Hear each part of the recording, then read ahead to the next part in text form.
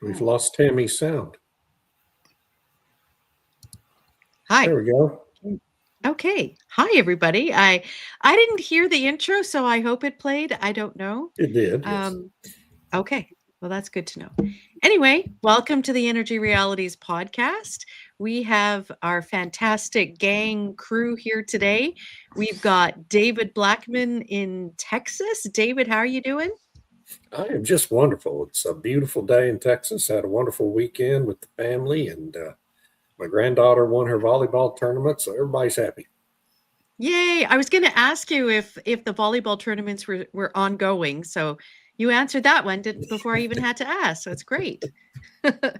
We also have today Irina Slav, who's in Bulgaria. Irina, how are you today? I'm fine, but we're having a very British weather, and I would like it to end already. I mean, I like rain, but not so much of it, and not for so long. So take your weather back. Thank you. I'm so sorry. Please send it to Texas. We need it. Okay. Oh gosh. That's right. You know, I heard on the news today that Aberdeen in Scotland has had the longest period of time without sun, 20 days without sunshine. Oh my goodness. And they were interviewing people and they were saying, I can't take it anymore. It's dark and rainy. But I'm sure they have solar panels everywhere. I was going to ask about that. Are there many solar panels in Aberdeen? I don't know, but if there are, I feel sorry for them because there's nothing there. And Stu, we have Stu Turley. Are you in Oklahoma or Texas today? I'm still in Oklahoma. I'll be heading that way here this week, I hope. So heading back to Texas, where I prefer to be. So we'll see how that goes. So just trying to keep my head down and working, having a lot of fun. Well, that's good. It's always good to, keep working and keep talking and writing about these issues, which are so important. And which brings us to our topic today, which is what the heck is going on with the EV industry? And it looks like we're sliding towards a Chinese monopoly for electric vehicles. And I know there's been a few big announcements in the past little while. I think what motivated the topic today was Stellantis was the latest one, which had a $26 billion write-down, all due to their EV sector. They're selling, I think it's an EV battery facility in Canada to LG for like $100 or something. It's because it's so bad. So, David, let's start with you. Do you see this as being a slide towards Chinese monopoly, and is it appropriate to frame it in this way? Well, I think it's appropriate to frame it that way. I mean, I think it's pretty obvious what's happening at this point. The Western car companies can't compete with China in terms of price and volume, and it appears that only the United States is, at least during the Trump administration, is willing to try to enact trade barriers to protect its domestic industry, which continues to make idiotic decisions in the electric vehicle space, as Ford Motor Company demonstrated over the weekend with the announcement of another mid-size pickup truck electric vehicle, which I'm sure will be a miserable failure. But we've had Stellantis was the latest. Ford wrote down $19.5 billion with more write-downs to come. That's just a starting point. It's not the finish point from their Biden-driven, subsidy-driven investments in the EV sector over the past 5 years. GM announced, what was GM's? It was smaller. It was like 12.5 or something like that. But again, it's just a starting point. There's much more to come. I mean, the carnage is just beginning for these companies. And when you add in Stellantis, they're up to $53 billion combined for the big three car companies in the United States. Stellantis, of course, owns Fiat, but it also owns Chrysler and Dodge here in the United States. And so our integrated car makers can't compete in this market. They've demonstrated it clearly. Even with massive subsidies, the subsidies are gone. And yet we've got Jim Farley at Ford introducing a new model. I mean, I just can't wait to see what the write down on that's going to be in 5 years, without the subsidies. China, meanwhile, I mean, go ahead. I would just add that Robert Bryce had a really great post. I think it was yesterday, where he said that the top 7 Western major automakers, it's totaled $114 billion in losses. Yeah. And these are just the initial write downs. Again, these are not final numbers, folks. That's what everyone needs to understand. This is the starting point for these companies. They're just, they're going to try to piecemeal it out over the next couple of years to try to kind of minimize the public perception of their unmitigated failures. And so I don't understand why investors are continuing to support or tolerate these same management teams at these companies. Then you've got all the pure play companies in the United States are either in bankruptcy or have already gone through it, come out the other side being bailed out by Volvo or Toyota or somebody.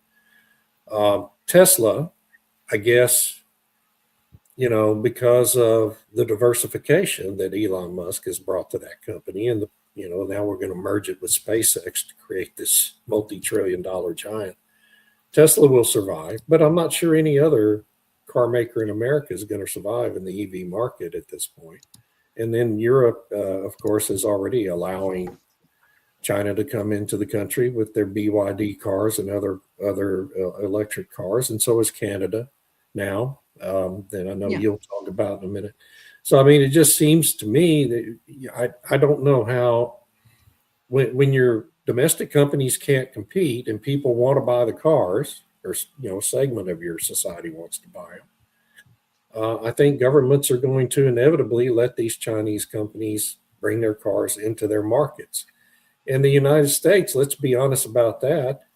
These trade barriers are only going to last as long as a Republican administration lasts in the United States. And that may just be another 3 years. And then we're going to go right back to the insanity here in the United States too. So, I just think it's inevitable. It's kind of like the rare earth minerals. When your domestic companies can't compete, you end up having China dominate the market. So here we go. Yeah, that's a really great description of the state of play for EVs and the manufacturing troubles and all these different kinds of things. And then I was thinking, this is really a bit of a failure of the executive and the CEOs, because when the governments were coming to them and saying this is going to be the policy, where was the pushback? Where was the PR campaigns that say, know what, we stand with consumers and not statism? And where were they defending free markets and consumer choice and the ability to design as consumers want and whatnot? And it seems that it's sort of like the leaders lacked spine in this case. Irina, what do you think? That's a very good point that you made. They don't just lack spine, they lack any ability, it seems, to draw conclusions from certain developments. I'm thinking about Europe.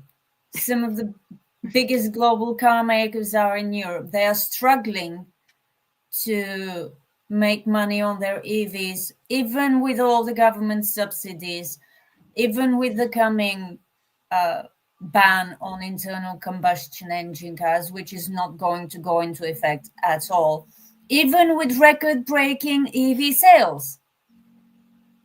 EV sales across Europe are on the rise, thanks to the incentives, thanks to the higher taxes on normal cars. And even with all that support, my grammar fails me. they're not only unable to compete with the Chinese, they can't make money on their EVs.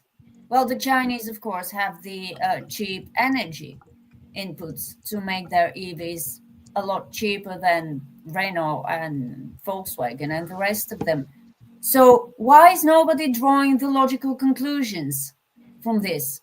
This is what really interests me. Obviously, we have people who are fixated on a transition in transport from internal combustion to electrification, and this is why they are opening the doors to Chinese cars, because, you know, it's a question of priorities. Apparently, the bigger priority is saving the transition rather than saving your car manufacturing industry, even though I'm sure they have safeguards to protect the local car makers. But how long can this go on without, you know, the other shoe dropping? And the car industry has been repeatedly warning about this, that they cannot compete with BYD and the rest of the Chinese, even with the incentives. Yeah.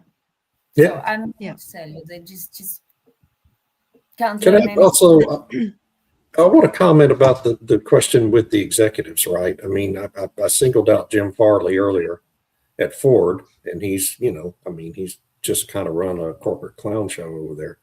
But then you've got Mary Barra at GM. At least Farley has been transparent about the losses in the EV part of his company. He separated the electric vehicles out into a separate business unit called Model E and accounted for it separately, publicly revealed every loss over the past 4 years, quarterly basis. Mary Barra, on the other hand, has been completely opaque about it, and her team. They've tried to hide the EV losses. You know, they haven't separated it out into a separate business unit for reporting purposes. Nobody knew how much money they were losing. You still don't know how much money they've really lost in their EV unit because of the opaqueness of their financial reporting, which I don't understand why the federal government allows that to happen, quite honestly. So Mary Barra was really the leader of that pack in 2021 when Joe Biden started running around the country with Jennifer Granholm, talking about how he was going to subsidize an EV industry into being in the United States. Yeah. And Farley catches a lot of heat because he's just, you know, he's more out there in public and doing these kinds of things on social media that he does. But we shouldn't forget about Mary Barra and the role she played in leading the whole industry in this direction. Can I address Robert Quintos's comment there? I think it's the last one, where he says, unfortunately, the governments can extract penalties like corporate taxes and withdrawal of permits that can hurt their bottom line. And these are unseen pressures that people can't see. I agree. There are those unseen pressures, undoubtedly. And I have no doubt that there were meetings held where the government said, this is the direction of travel that we're going. It's going to be Green Deal. It's going to be net zero and all this kinds of stuff.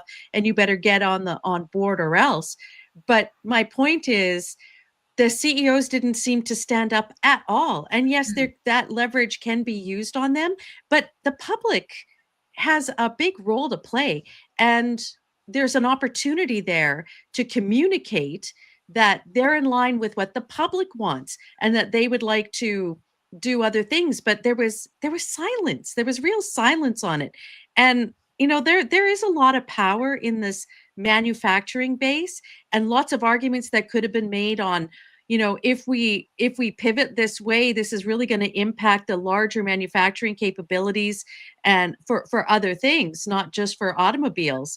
And I wonder, Stu, what you make of that, this idea that if you outsource your auto manufacturing to elsewhere, whether it's China or wherever, that actually has larger knock-on effects for overall manufacturing, especially when it comes to things that you might need in the future for defense. This is a total deindustrialization plan, very much tied to net zero. Let me bring to the stage my article here. Let me remove that one, add this one. I just did this one this morning, and when you take a look at why China has got some things going on, China's ascent in the EV battery sector, they poured $230 billion into the EV battery subsidies. That's critical. It led to massive overcapacity. They've got some real issues going on in there. Key tactics included controlling upstream resources. China dominates 95% of the global battery grade graphite, 85% of lithium anodes, and 70% of the cathodes. In the vertical integration bolstered by low interest loans, tax rebates, and manufacturing like CATL and BYD to operate at a loss. Made in China was ambitious, where inefficiencies at home are tolerated to achieve the global dominance. This brings up a huge problem, and that is security with buying a Chinese car and buying any car that your government or a foreign government can control. I am not going to buy any car that has a kill switch in the United States, which is now allowed by our government.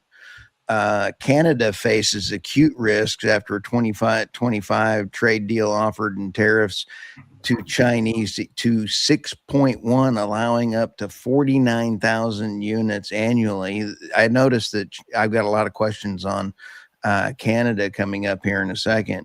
But when you take a look at China's domestic issue, they're going to be this is going to exacerbate their exporting, because they have had a 0 mileage used car and warranty in China that is absolutely eviscerated their own individual markets. But I want to bring up in a point that, as David had mentioned,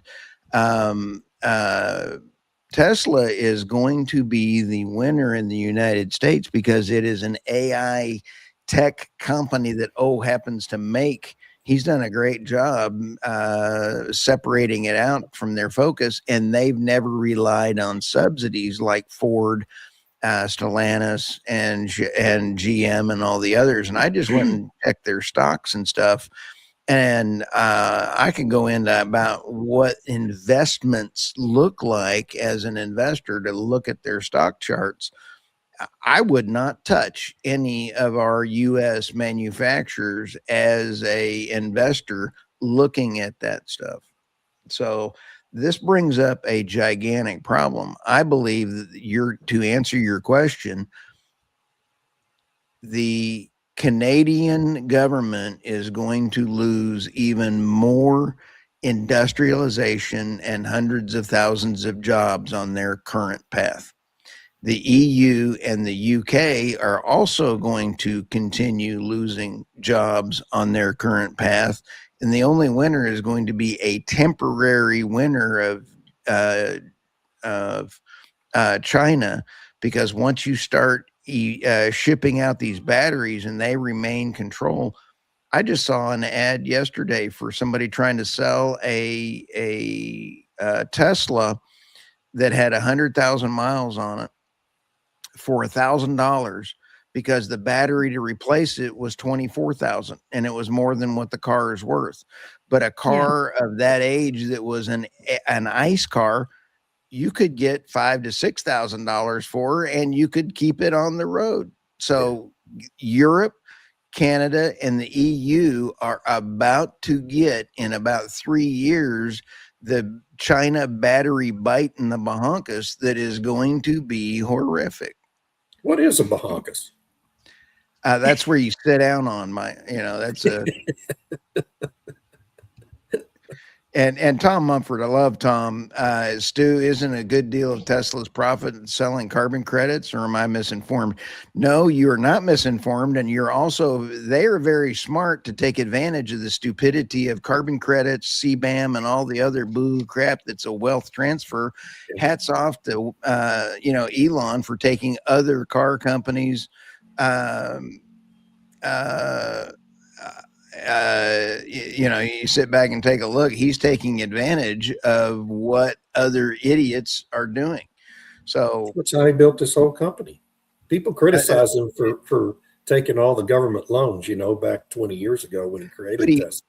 He paid them back in full early. them all In back. fact, and they did not want him to pay them back Right. early. Right. And I saw the interview on that. Yeah. So, and But here's to your where, point, Stu, but to your point is he was presented with this array of incentives, right, by other people, by the government.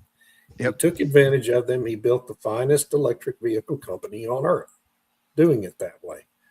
Why do people criticize him for that? It was genius. Nobody else thought to do it, right? He's the one guy that thought to do that. I don't understand why people. Anyway, that's all. Go ahead. And the point is the leaders in Canada, the EU, and the other U.S. Manufacturers that relied on subsidies will fail. Subsidies will fail. And then the biggest subsidy feeder of them all is China. And China is going to dominate for a few years. But the gotcha is the batteries. Tesla just created their lithium plant in Texas. We have Exxon and Chevron going into the smackover and creating our own lithium factories as well. So you have oil and gas companies getting into the play, and they're going to beat the system without subsidies. Subsidies is the key. And China is on the threshold of bringing the lemmings of China, of the UK, the EU, and Canada with them down that rabbit hole. Okay. You're I hope right. that I mean, made everybody's life miserable.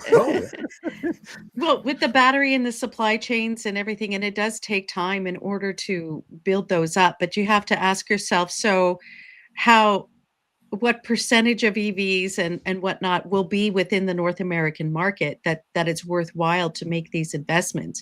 And then, as you mentioned, the European CBAM comes in, and if you want to export into these other markets, then you have to take into account all of these different emissions and whatnot. Can I address one of Brian Zinchuk's comments here? He said where the EV canola tariffs were killing the largest cash crop. Well, actually, I'm looking at the Saskatchewan dashboard, and there was 12 million metric tons of canola last year, but 18.2 million tons of wheat. So yes, it was number 2 in terms of how much was produced by farmers, but it wasn't number 1, it was wheat.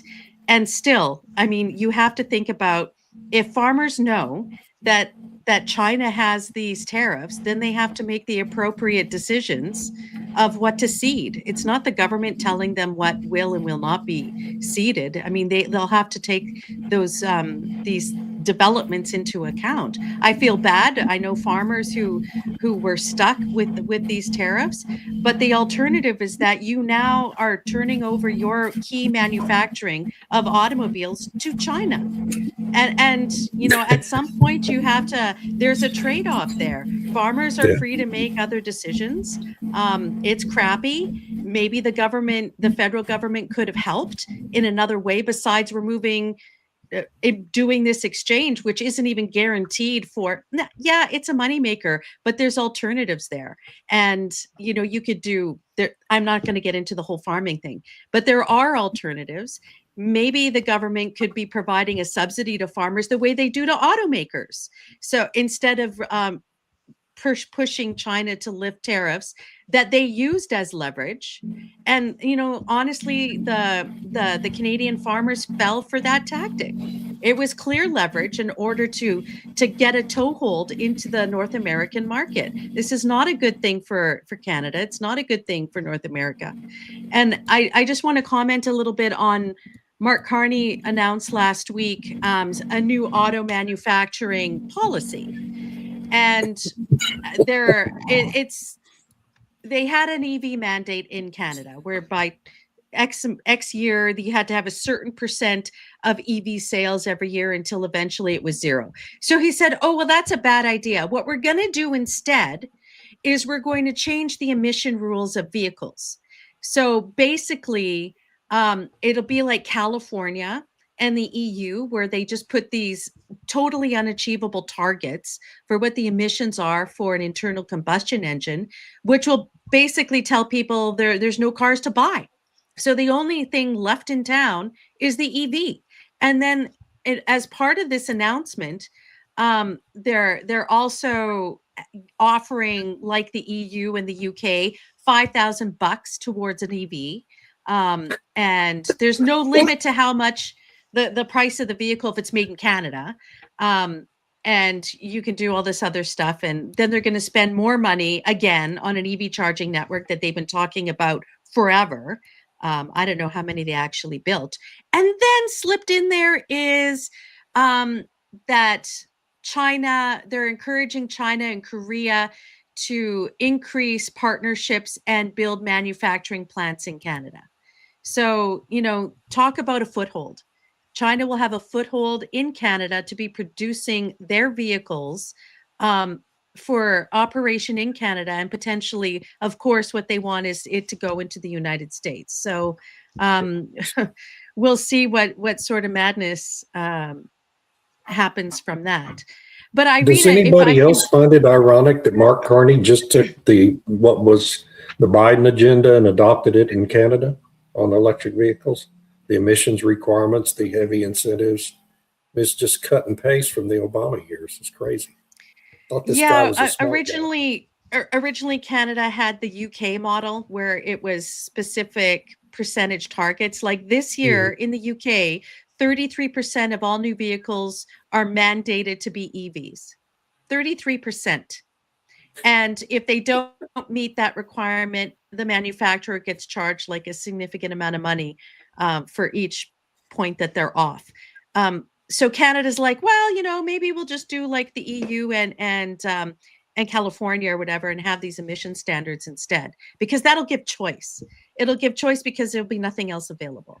So with respect to the Green Deal and the EU limits, Irina, what do you see happening? I mean, Porsche made an announcement saying they're not going to be all EV like they thought, that they're going to come back and do an internal combustion engine because that's what the market wants. What do you make of these developments? Well, they've been doing the same to everything else. Let's remove choice by making the functional, the workable alternative too expensive for people. It's the same with EVs, it's the same with power generation. But Aslan Palatkar had he had a couple of really good comments, but the last one about EVs needing a stable grid. How are they going to do this? How exactly? Let's talk about Europe.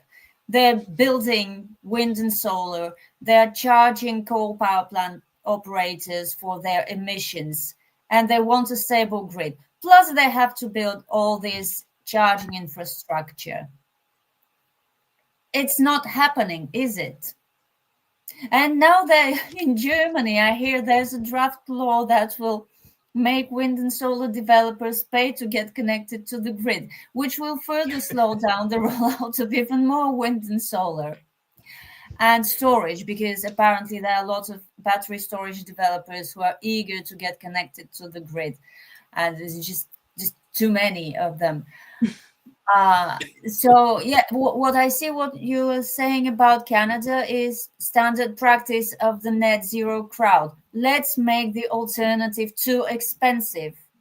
Yeah. Let's make it as unaffordable as possible to make people buy the products we want them to buy. And still EVs are a minor part of all cars in Europe.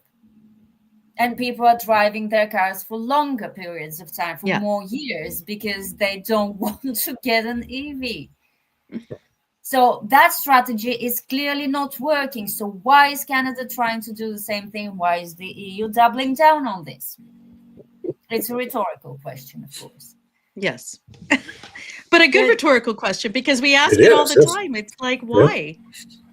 It's not working. And it's like the sudden epiphany of the auto manufacturers. Well, we were producing something the people didn't want. Oh, you think? Like, yeah. Well, didn't some car maker or other in the UK threaten they would leave because of these fines they will be facing if they don't sell 33% EVs of their total sales? Yeah. What is their alternative? Stay and get fleeced again and again because you can't sell enough EVs because people don't want to buy them. But that Yeah, 'cause Volkswagen that threatened that, I don't remember. I remember the I don't story know. about one of them threatening to do that, but I can't remember which company it was. Well, they're closing factories, so there's that. Yeah. Oh, there was it wasn't that they weren't being sold, it was too expensive. So they were retooling the mini factory in Oxford, and it was going to be producing just EVs for the UK market. And then they decided it was too unprofitable. The electricity prices were too high, energy prices were too high, and they were going to close it down and shift that production to China and then re-export them back to the UK. Then there was like this huge kerfuffle, and then the government made some promises, and then I don't know what happened. The factory's still going, so I'm not sure what happened in the end. The news cycle seems to follow the big, oh my gosh, and then there's no follow-up, so I'm not sure what happened afterwards. Is a That's very kerfluffle, unprofessional. is a kerfluffle something related to a Farfelugen wind blackout? I'm not sure. What's a Dunkelflaute. kerfluffle? Dunkelflaute? Oh, thank you. Yeah, what's a kerfluffle? Kerfuffle is just when there's like a bit of chaos or whatever. Oh, And okay. And then a Narfelfluken is a what? Dunkelflaute? When you don't have any wind. Thank you. when Okay, there's got it. when it's calm, it's becalmed. Yes. Yeah, Norway just had that, and I wrote a couple articles on that. You can't buy that kind of entertainment with their wind system failing, and they've got 2 weeks with no wind. Nice. Yeah, Just and 2 now weeks? Canada.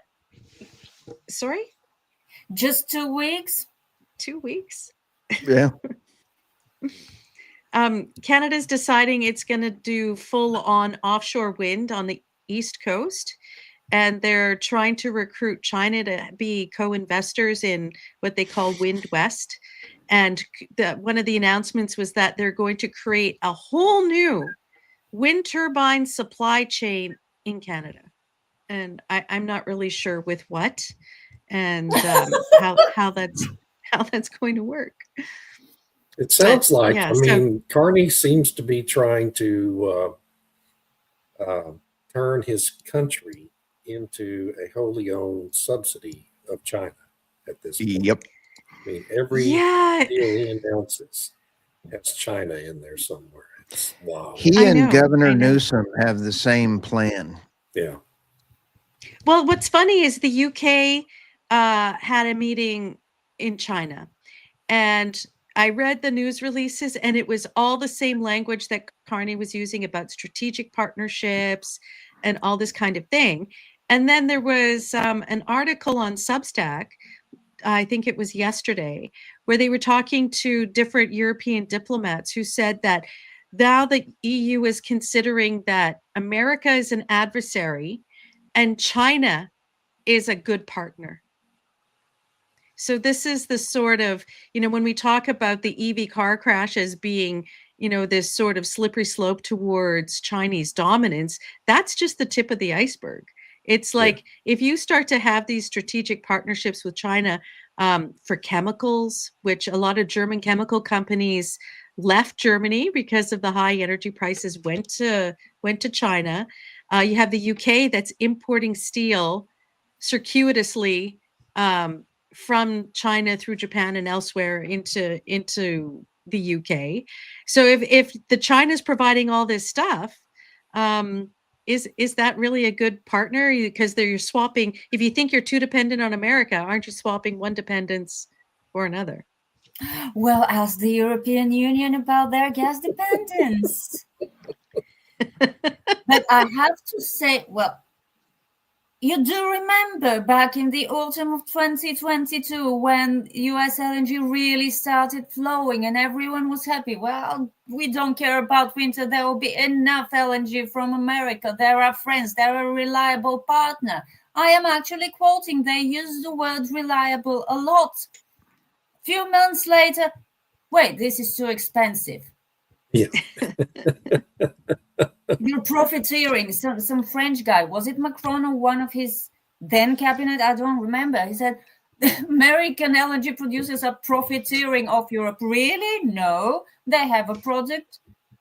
There's enough for export. Hello. Hey, look at that pretty So cat. beautiful. But the EU has been really smart about EVs in China. I just realized that because the EU will be importing EVs, cheap EVs from China, and it will also be importing cheap labor from India. And the cheap laborers from India will be able to afford Chinese EVs. See? They'll be doing business. Oh, globalization at its finest. Can I comment on Brian's little comment there about why are the oil-rich Norwegians now buying almost exclusively EVs? Apparently, only 7 gas vehicles were sold in Norway in January. And he says almost complete adoption of EVs there. That's new car sales. And if you look at what most Norwegian families have 2 cars, one is an internal combustion engine vehicle and the other is an EV. And how Norway did that is they used their oil and gas subsidies in order to sweeten the pot for people to buy an EV, and they made it incredibly expensive for an internal combustion engine to drive around on the highway. So you had all these extra taxes, all these extra tolls, but now they're starting to put those tolls on the EVs because they got what they wanted, which was so many, all the sales to be EVs. But people are, like David has said, they're holding onto their cars longer. So they might have bought an ICE vehicle 3 years ago. They're holding on to it much longer. So if you look at what the used car sales numbers are like, people are still buying ICE vehicles. They're just not necessarily new ones, and they're holding on to their existing ones much longer. And they used a lot of sticks against people who have those vehicles, and they use subsidies in order to encourage people to purchase the electric vehicles.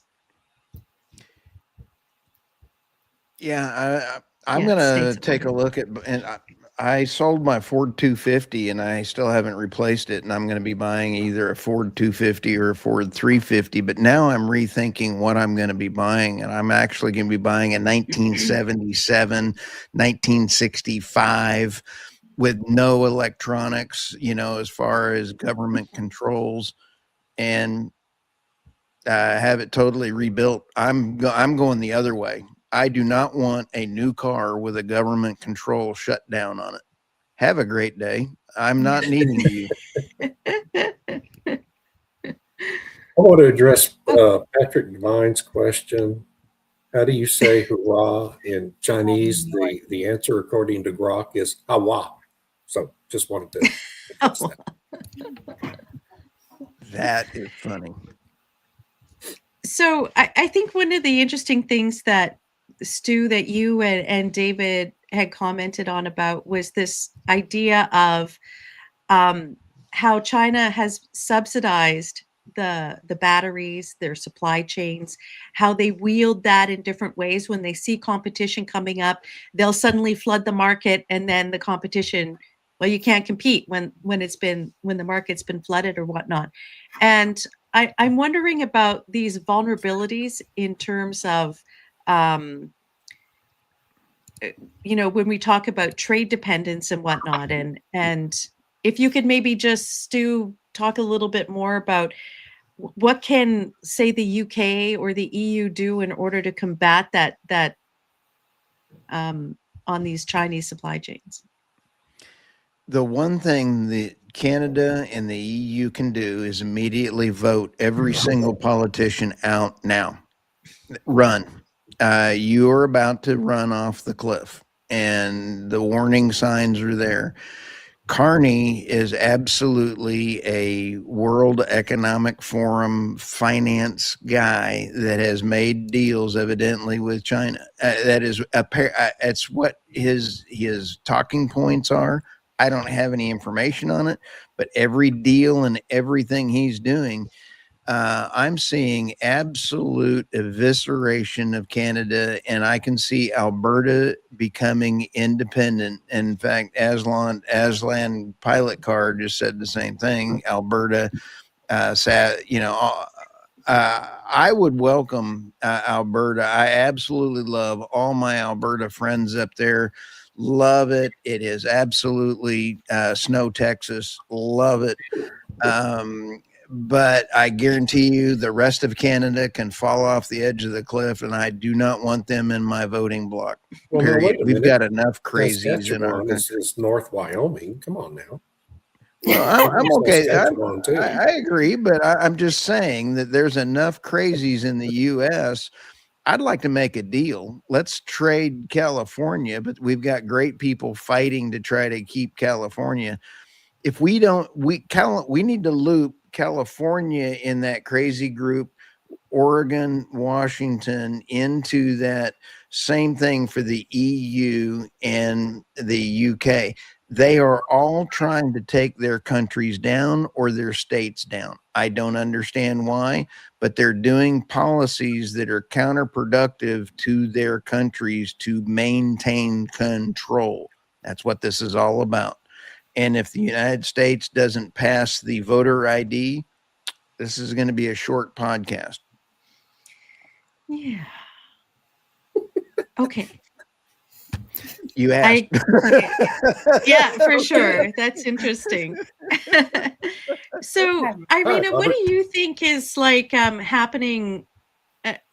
Is the CBAM going to fall apart? Is the EU manufacturing just going to disappear? I hear there's like all this pivoting and transitioning to defense manufacture instead of autos and everything else. And what's your view on it? Even if you shift to defense manufacturing, you need steel. You need stuff that you have to import because you can't make it economically.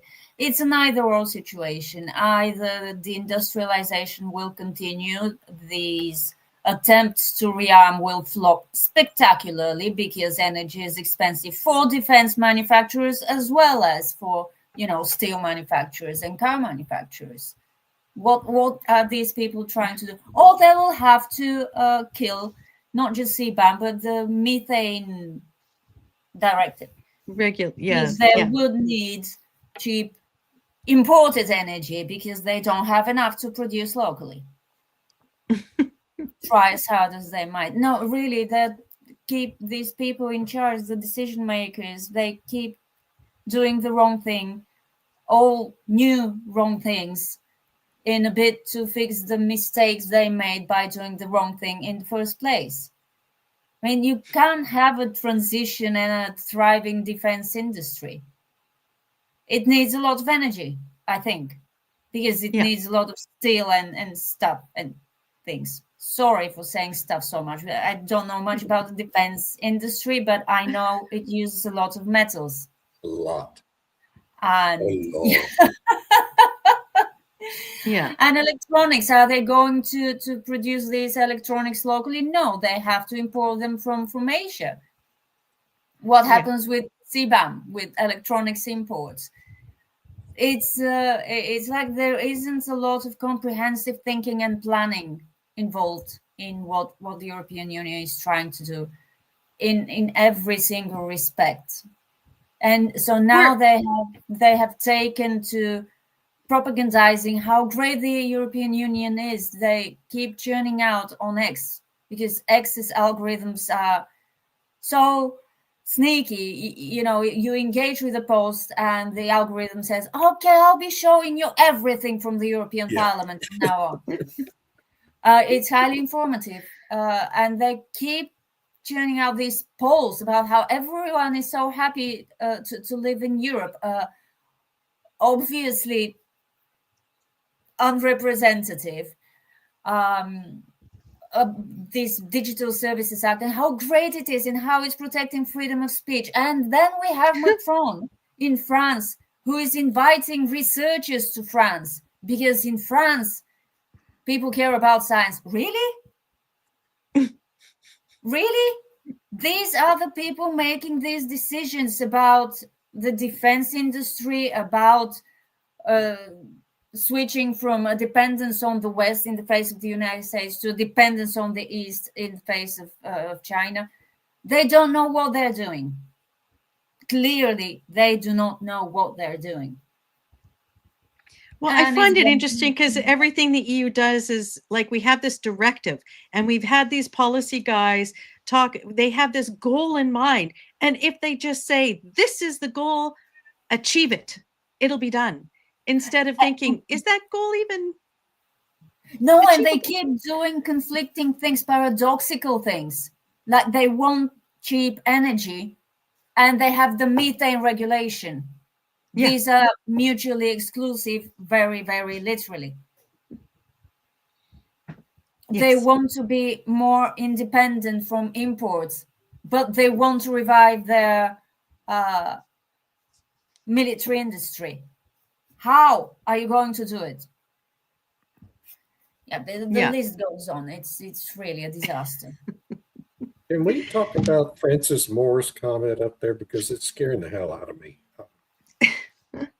What? This is everything in the UK is in a state of flux. Starmer is finished. A few leadership contenders. They're all very scary. MSM are not forecasting Miliband, the scariest of all. EVs. Not or now. So the what scares the hell out of me in all that is the mention of Ed Miliband potentially being a choice to succeed Starmer. Is there really any? And he's saying, he says, Francis says, he typed MSM are not forecasting Miliband, but I think he probably meant to type they are now forecasting Miliband as the scariest of all. Because I saw don't on X this morning. Yeah, I don't think he's contenders. Yeah. You don't think he's a serious contender for it? I mean, think of the carnage that would create with that lunatic. I mean, Starmer in charge. is a communist, but at least he's fairly sane. Miliband is a complete lunatic. I mean, he's just a lunatic. He's a doormat, Starmer. Yeah. Now you're being too harsh. He's a Muppet. Come on, he's one biscuit shy of a Muppet. I'm telling you, Miss Piggy's a lunatic too. So, I mean, telling me he's a Muppet doesn't change anything. So disrespectful for all of us. Yes, I am. So sorry. Hey, Just tell the truth. they've earned it. Look, Cookie Monster's a Muppet. He's crazy. Oh my gosh, Lammy. Ugh, he'd be terrible. Oh my gosh. I know, this is the thing. They're all bad. And if you think about what do they stand for, what have been their policy positions, it would make it even worse than the UK already is. The one thing that we're sitting here chewing the fat on, and that we're leaving out the Donroe doctrine. The bull in the China cabinet in this geopolitical EV conversation is President Trump. And that one is going to be very entertaining. This comment is very scary. This goes back to your. Scary. Yes. This is very scary. Obviously, he does. Mm-hmm. Yes, I think that's absolutely true. I think that Muppets like Ed Miliband are absolutely capable of destroying the world. And when you take a look at China, is got. You have to do the math and say, do they really have 1 billion people? I mean, the math does not math up. If they've only been allowed one child in all these years, I don't know. They keep all their records secret. And if policy a while ago. Do what? They dropped that policy quite a while ago. Right, but the number of years ago that they dropped it still wouldn't add up to the number of population that they say, and there's still all these empty cities around China. The bottom line is, Irina, we don't know the numbers coming out of China because they control the numbers. So what I'm just trying to say is that net zero policies from the UK, Canada, and the EU are going to be affected by the Donroe doctrine. And President Trump is going to make sure that China is not involved in the North American hemisphere. It is going. I don't know what the implications are then for Canada, because they're really courting that Chinese involvement. I'm just saying it's about to get entertaining, because when you take a look at Greenland, President Trump the court in Panama took the Panama Canals away from the two Chinese companies that are owned in Singapore, and they're giving them to the Mertz Koreans. company out of Denmark, who also owns Greenland. Oh, wonder how that happened. So you sit back and take a look at whether or not Greenland, we are going to be able to take advantage of Greenland. We're going to put the Golden Dome up there. Canada is a problem now. And especially when you look at what 60% of the Canadian population is below the parallel, the border. When you take a look at that one line across the United States, they're all sitting all down in there. That's a real problem for the Don Roe doctrine. I don't have the answers. I'm just saying it's going to be entertaining. Yeah, it'll be interesting to see what happens. But my concern is, Trump is there for maybe another 3 years, and then what happens after, and what happens in the midterms. And so, are we thinking it's possible in 3 years' time, Democrats get back in and they double, triple down on the Green Deal, and all this crap comes back? So, I mean, it's great that America is it's trying to reestablish manufacturing. I know there's going to be a lot of stuff being completed in this year, but will that be enough 3 years from now? I don't know. Life is going to get entertaining. The only reason why this EV situation, I think, has become more predominant and more openly talked about is because of what the American policies have been with Trump. And so if that reverses, like would we have seen this level of conversation about the EV debacle if the Green Deal and all those subsidies had remained? So I don't know. CBAM is going to be, I think, another tipping point as well, too, because when you take a look at the evisceration of the European Union's natural gas policies, they're now trying to import. They're cutting deals with Qatar. They're cutting deals with Turkey. They're trying to not buy LNG from the United States, and they're trying to do everything they can to drive their energy prices up. Yeah. CBAM is going to get a double-barreled middle finger from the companies like Qatar and all of the other ones. We're not going to play in that game. So CBAM is going to hit a wall. Either you have energy security, and I've said for a very long time, energy security starts at home, but energy dominance comes through your exports. And I can guarantee you every country around the world, I'm watching trends, and they are all looking. China is increasing its domestic exploration in natural gas and oil. You're taking a look at others. Every country is looking at it. Turkey. There's about 4 or 5 others that are really increasing their domestic oil and gas. And then you look at the U.S. oil majors. They are all doing export as a service. They're doing their services, and they're now opening up in Syria. They're opening up. Chevron has now just got more in the Club Med and the Mediterranean Leviathan field. You're talking a lot of export as a service as oil companies going around the world doing things. Africa is going to be booming. And so I think this is going to be all tied to EVs is one huge systemic problem showing us where everything else is going. Okay. I wanted to just add something there. Someone said that our feckless legislature basically instituted CBAM with the Prove It Act. I don't think the Prove It Act was ever passed. It was something that was that was put forward but wasn't passed, although there was hidden in the water and energy bill that did pass. There was a requirement to do a report on what the emissions intensity is of different things being produced in America.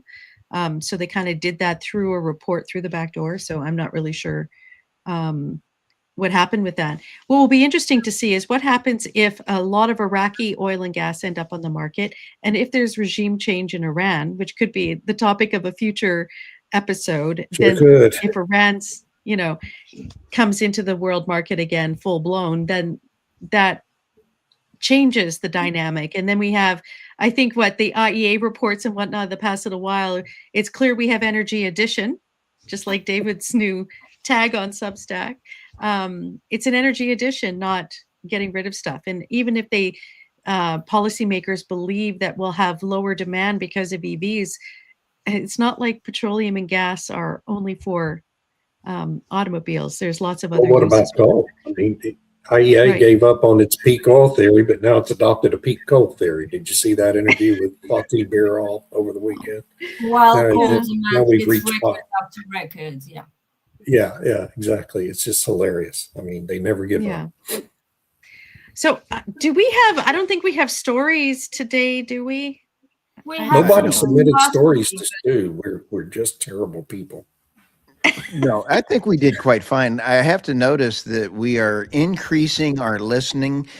Listeners are really listening to the Energy Realities podcast on Apple and Spotify. I'm noticing a very significant growth pattern. We would like to thank all of the contributing comment people, and we truly appreciate everyone. I would say go to Tammy Nemeth Substack, and Tammy, is the nemethreport.substack.com. David is blackmon.substack.com, and Irina, what is yours again? Irina Slav on energy at And, Substack.com. and mine is theenergynewsbeat.substack.com, and I'll have this all the information put back out there. And we truly appreciate all of the regular listeners and hecklers. I mean, people putting out great comments. Also, a little commercial wherever you watch or listen to the podcast. Give us a like and subscribe. If subscribing is an option, it's free, doesn't cost you anything, but about 2 seconds to click that button, and it really helps. There's two quick things. There's a couple nuggets for us for future podcast. Venezuela oil, as well as this one up here, collapse of OPEC. Now that Yes. the United States is actually, through the Monroe Doctrine, controlling the flow of money in Venezuela, there's a lot of undertone currents to the Monroe Doctrine. In Cuba. It was set up Yeah. through a financial system in Qatar through Secretary Bessent in a new financial system. So de facto, President Trump has got some influence over OPEC. OPEC is now changing their policies on pricing through 2027 to go to how much can be produced and how much is bought at the refineries to try to get rid of the fleet. I think the dark fleet is in trouble because tankers are being seized. And there is a lot of changes that we've had a lot of coming around. I love that line, That Jeff. is a great Chestnut. line. I'm going to steal it, Jeff Chestnut. Way to go. But I think the great thing about the future is if you take away 20% of the oil that could go through the Strait of Hormuz, if there is a disruption, Iran seized 2 tankers and everybody went, I don't understand this. It is normally we'd see a $20 spike in oil. So I think the world's come to the grips that maybe there's not going to be a war. I don't know. But all I know is we've got entertainment ahead, and the mainstream media is helping podcasters and Substack authors make a living because they stink. I mean, they lie, cheat, and steal, and it's kind of fun being a arrogant bonehead out here trying to listen and give what I think is the best. I like being corrected. If I'm wrong, I want to admit it. I don't want to predict the war either, but there's a reason why the United States is about to have 4 aircraft carrier groups in the Middle East theater within the next week or so. We've already got 2 there and 2 more coming. I don't think we're doing that for fun. No. Yeah. And President Trump's got a midterm to win. And if oil goes up, he's not going to like it because the Democrats are going to come up with affordability as a tagline. It's just unbelievable. Oh, so my husband was crunching the numbers, and the average price of fuel at the pumps in America, if you convert that, it's like I think $1.86 or something per gallon, depending on what red state you're in. if they transferred that into pence per liter in the UK, we'd be paying about 37 pence a liter. But right now we pay £1.37 Yeah. per liter. Wow. Yeah, for and fuel. people in the So United it- States still bitch about gas prices. It's I amazing. know. They have no idea. But if adjust you're it in for inflation, California, gasoline is cheaper than it was in 1975 in the United States, adjusted for inflation. Anyway, Wow. California, Tammy, is absolutely about to change because they are losing 20% of their refinery capacities. Pipelines are shutting down Yeah. because of the Yeah. regulatory problems. You've got Gavin Newsom out there acting like Herr Starmer and the rest of the Muppets in the UK taking down pipelines and stuff. So we've got California, UK, and Canada in now national security problems. I don't understand how the Trump administration is going to fix that one. Yeah, that's a tough one. Topic So- for another day. So Topic thank for you, another day. everybody. And we'll see you next week. Thanks, everybody. We Bye. ran overtime today. Did good. Bye. Bye.